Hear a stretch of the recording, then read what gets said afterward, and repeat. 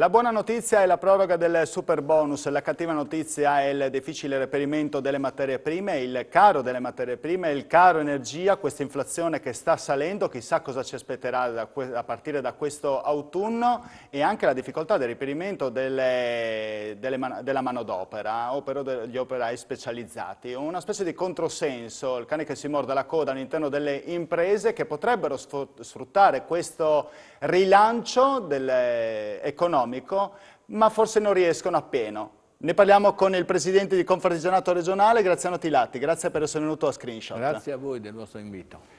Spero di aver detto in maniera giusta e riassunto in maniera esatta diciamo quello che quella che era stata annunciata e doveva essere, e in realtà lo è, quella azione promossa dal governo l'anno scorso in tempo di crisi, cioè quella dei bonus per procedere a una riqualificazione di tutto il patrimonio edilizio dedicato alla residenza, oltre alle difficoltà iniziali che erano poi legate alla burocrazia, alla mancanza di tecnici qualificati perché potessero predisporre dei progetti, oggi si scontra, dopo aver risolto questi due problemi non di poco conto, anche con ulteriori interventi da parte del governo, oggi si scontra con altre due difficoltà di non facile soluzione. Una, l'aumento sproporzionato delle materie prime necessarie, cioè di tutti i materiali necessari nella riqualificazione, particolarmente nell'impiantistica, negli rivestimenti esterni. La seconda dopo quanto arrivano, tanto per capire, anche per chi si deve muovere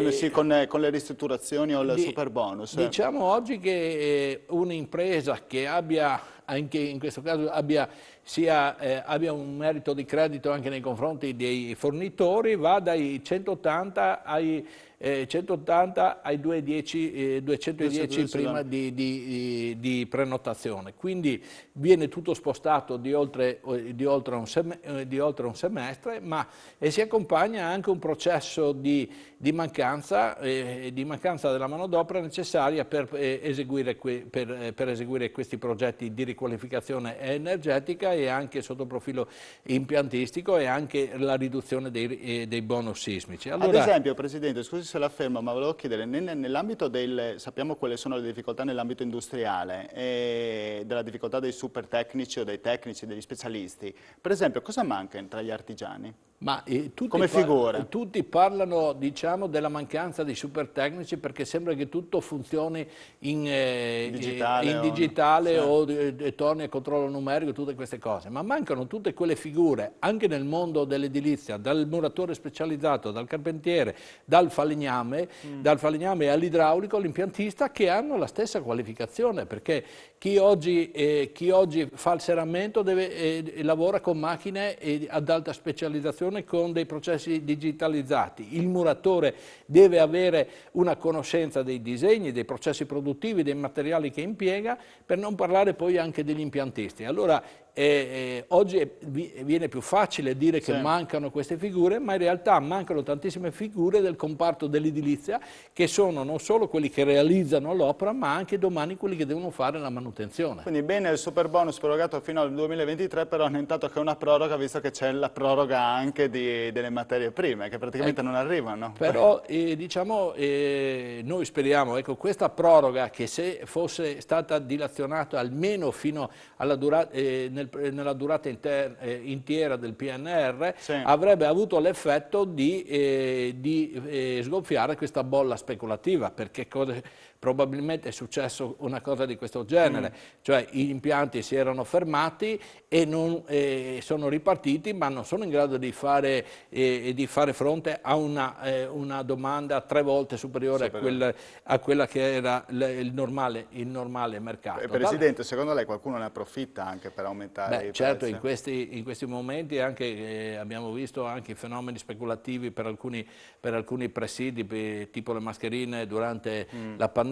C'è sempre chi in questo contesto fa parte della bolla, fa parte del gioco. Poi in un paese come il nostro, ma non solo il nostro, perché qui si tratta di un fenomeno a livello europeo, che diciamo non abbia, oltre le riserve strategiche energetiche, quelle alimentari e quelle medicinali, dovrebbe avere anche le riserve strategiche di materie prime, perché vediamo delle fabbriche fabbriche del manifatturiero che devono andare in cassa integrazione perché non hanno le materie prime, non hanno Sì, i componenti per adesso che c'è per lavoro, produrre. paradossalmente Ecco, si va in cassa integrazione sì, perché mancano le materie ecco, prime. quindi questo vuol dire che secondo noi, ma secondo una normale osservazione, è che probabilmente non siamo attrezzati a risolvere, se nell'emergenza ce la caviamo, ma poi nella programmazione di cosa può essere il futuro da qui a 3, a 4, 5 anni, forse cominciamo ad essere deficitari. Però questa politica non è che la può fare nella regione, nello Stato italiano, la deve fare tutta assieme l'Europa, e dobbiamo anche capire che E forse l'Europa dipende fin troppo da altri stati in sì, questo in questo caso. caso parliamo di un operatore che è la Cina, però Anche anche la lì... Russia comunque per Sì, la questione per la dell'energia. questione dell'energia la Russia, però c'è da dire che avremmo potuto in questi anni, diciamo dopo le varie crisi energetiche che si perdono negli anni 70, avremmo potuto implementare anche i nostri depositi. I depositi che contenessero, perché si tratta di giocare la partita sui 90-120 giorni, se tu riesci a resistere in questo periodo la speculazione si sgonfia. No? E quindi anche sulla famosa via della seta, questa via della seta che ci porta solo i loro prodotti, che poi si riporta indietro anche i rotami, e quindi e noi che eravamo dei grandissimi produttori di acciaio non abbiamo neanche i rottami più perché ce li compra la Cina. Più dannosa più che un'opportunità questa via della seta? No, non direi più dannosa, perché l'apertura dei Non sappiamo sfruttarla bene. ecco, l'apertura delle frontiere dei mercati dovrebbe poi arrivare a regime nella reciprocità. In questo momento, diciamo, lì abbiamo uno Stato che governa bene l'economia e quindi sa che cosa deve fare. Quindi io credo che ci auguriamo che le elezioni anche sul livello europeo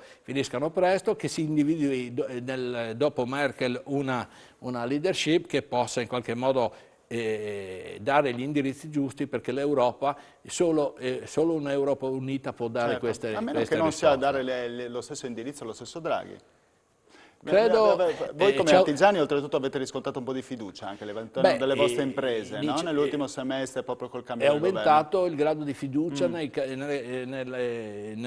verso il governo, in particolare nella figura del Presidente Draghi, che comunque ha dimostrato di avere capacità e conoscenza dell'economia, del mondo economico, della finanza, e già quando lui era Presidente della BCE ha preso delle misure che alla fine hanno messo in salvaguardia non solo l'Italia, l'intera Europa, perché non è che gli altri paesi fossero tanto meglio. Certo. Senta, io volevo chiedere un altro argomento, al di là del super bonus, abbiamo detto materie prime, poi ci torneremo anche parlando del settore del mobile, perché c'è domani Casa Moderna, no? E volevo avere un suo commento, cosa ne pensa di questa manifestazione. Green Pass e lavoro. Green Pass rischia, non abbiamo visto dei dati, anche l'altro giorno ce l'hanno dato i sindacati, 80, 100 mila, addirittura potrebbero essere un po' di più, a dire la verità, sulla fascia che è dai 30 ai 60 anni, o quella lavorativa, che senza il vaccino, quindi rischia di non entrare a partire dal 15 di ottobre. Questo avrà ripercussioni anche per il mondo dell'artigianato? Beh, certo avrà sicuramente ripercussioni anche nel mondo della piccola impresa, perché se io ho avuto conoscenza da alcuni nostri associati che hanno 2 o 3 operai, e se uno di questi non si vaccina vuol dire che è il 30% della forza tutto si ferma, lavoro. tutto si rischia Allora di fermare. il Green Pass, che oggi viene interpretato male, perché avrebbe bisogno di un po' di più chiarezza, perché credo che alla fine diciamo sia una misura che cerca di tutelare in qualche modo, di permettere, in attesa che si trovi una profilassi o oltre il vaccino, che si trovi il modo di affrontare questa pandemia, e credo che vadano rispettati anche quelli che non vogliono vaccinarsi. Però se è vero che sotto il profilo costituzionale la mia libertà finisce dove inizia la tua o quella degli altri, credo che non si possa chiedere agli altri all'80% di vaccinarsi per raggiungere l'immunità di gregge e l'altro 20% non lo fa. In qualità di imprenditore, le chiedo, lei come impresa eventualmente pagherebbe il tampone Ma sai cosa le dipendente? dico? Le rispondo un po' in maniera egoistica. Abbiamo fatto un'indagine all'interno della nostra azienda, per fortuna questo fenomeno il numero di persone che non hanno il vaccino, cioè, è zero. Beh. Per cui devo dire anche però che su una forza lavoro intorno alla ventina di persone durante la fase acuta, compreso il sottoscritto, quasi il 35% ha avuto il Covid.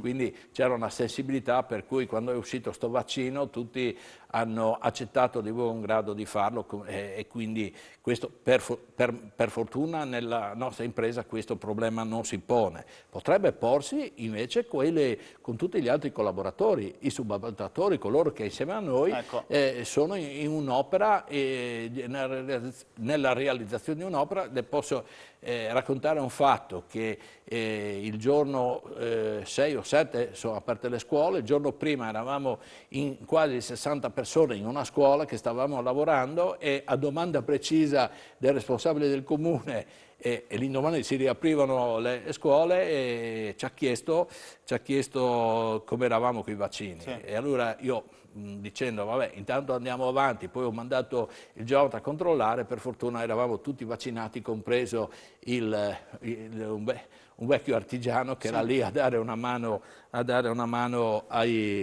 al nipote e ai figli, no? E che a un certo punto quello ha detto qua io sono l'unico che non ce l'ha sul cellulare e devo fare mezzo chilometro per andare al furgone per andare a prenderlo, e l'ha portato. Però credo che di questi problemi si porranno, anche perché alla gente è legittimo il dubbio, perché chi sale su un treno ad alta velocità lo deve esibire, sui treni regionali... Lei non mi ha risposto alla domanda, lei cosa farebbe?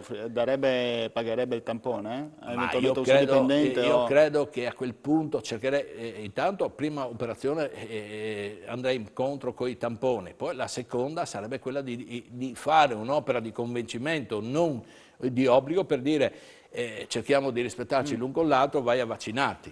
Allora, pubblicità e rientriamo tra poco in studio con Tilatti.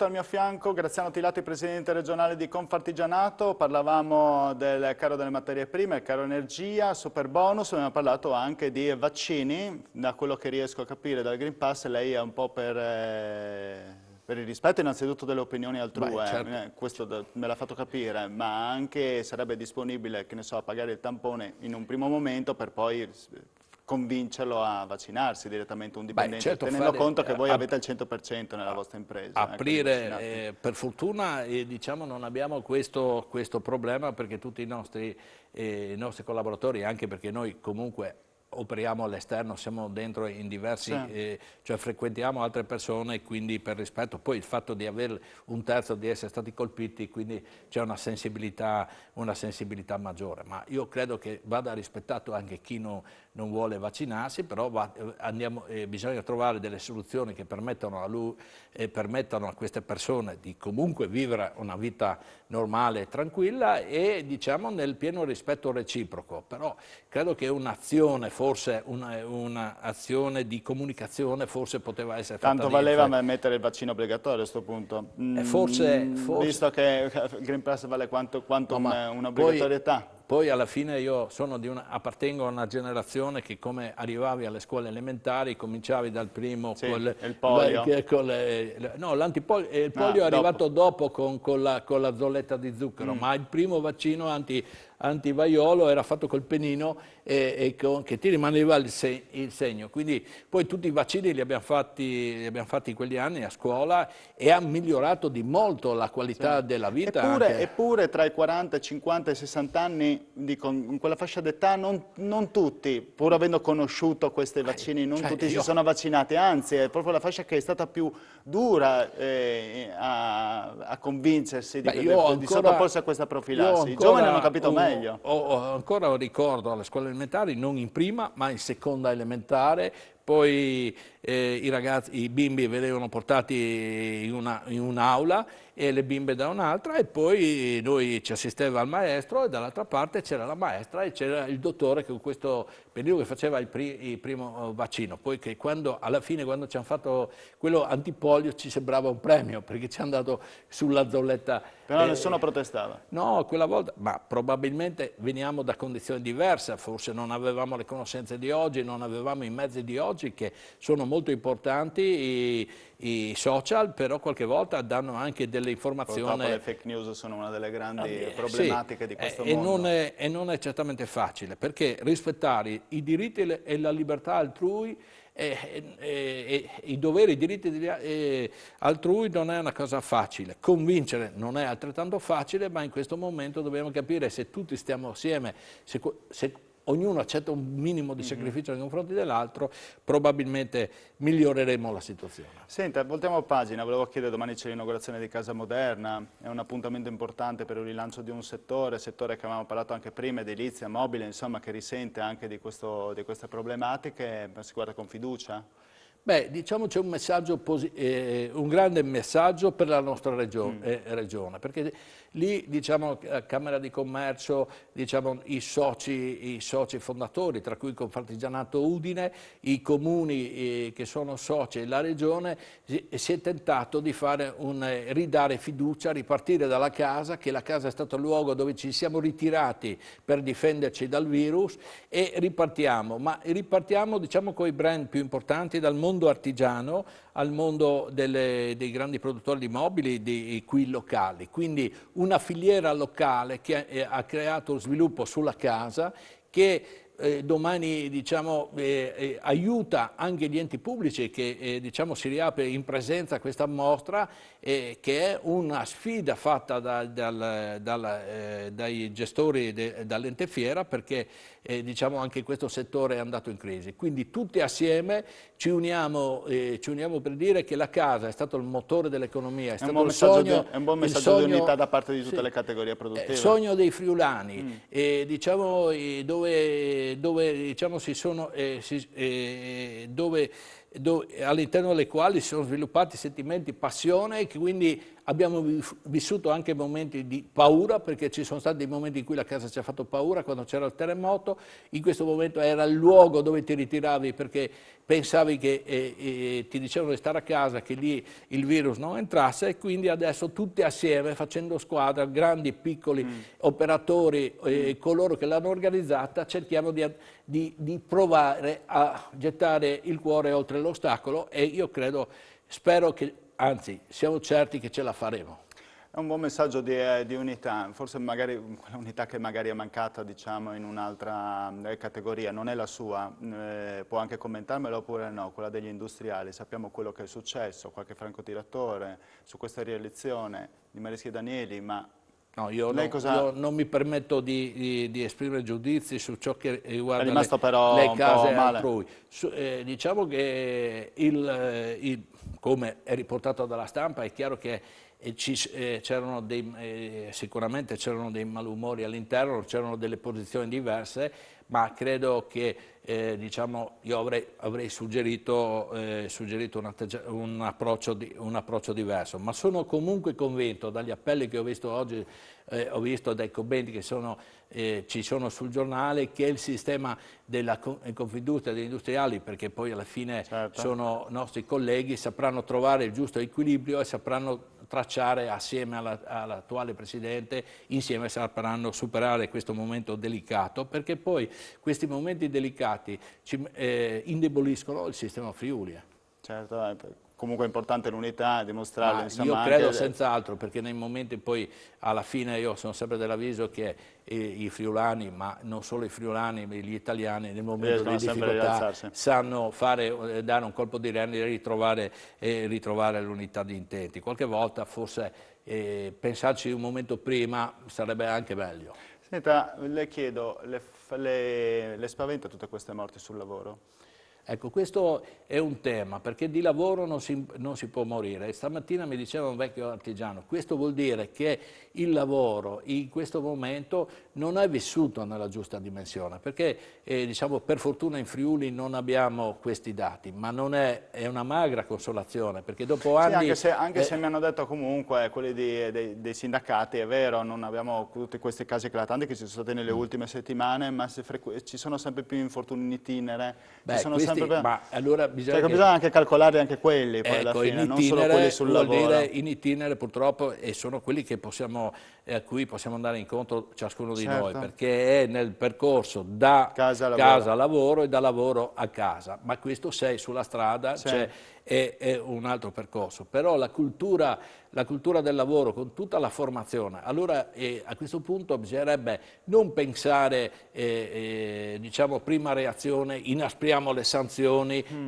no, dobbiamo aumentare la formazione, la prevenzione. La formazione e prevenzione è un ragionamento, magari che qualche volta alcune norme non rispondono poi ai processi produttivi. Può darsi che abbiamo bisogno di un processo di riforma anche dell'approccio ai processi produttivi.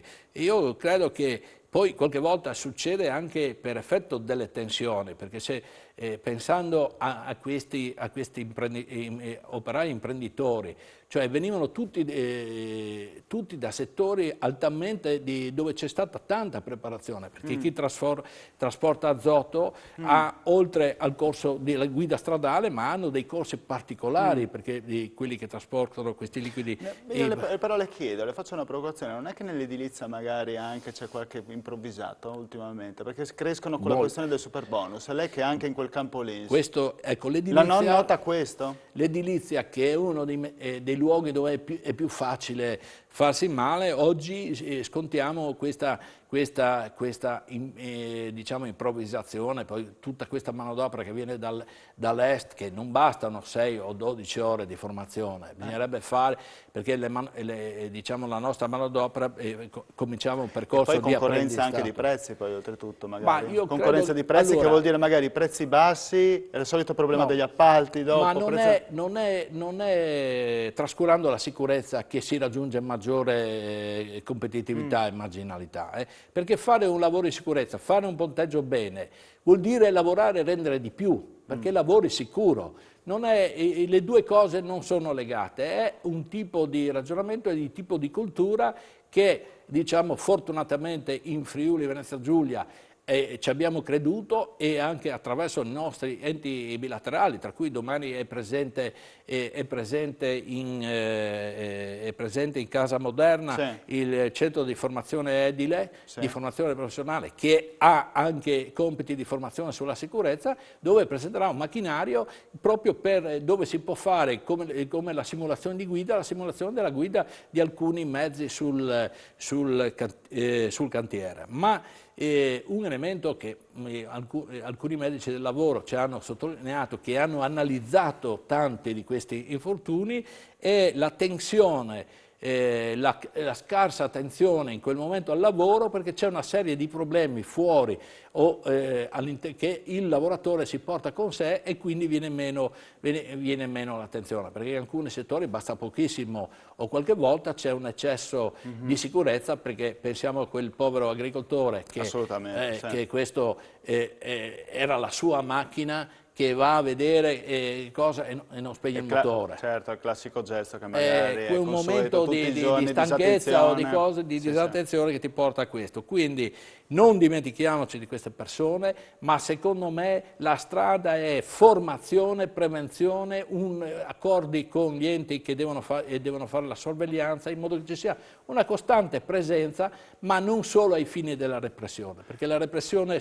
vuol dire ho combinato tante sanzioni, ma quello non è il nostro obiettivo. È un sistema premiante anche per chi applica la cultura della sicurezza all'interno delle proprie imprese. Certo. Grazie mille Tilati per essere venuto in voi. trasmissione. Io vi auguro buona serata e buon weekend. Screenshot torna la prossima settimana a partire da mercoledì. Grazie, arrivederci.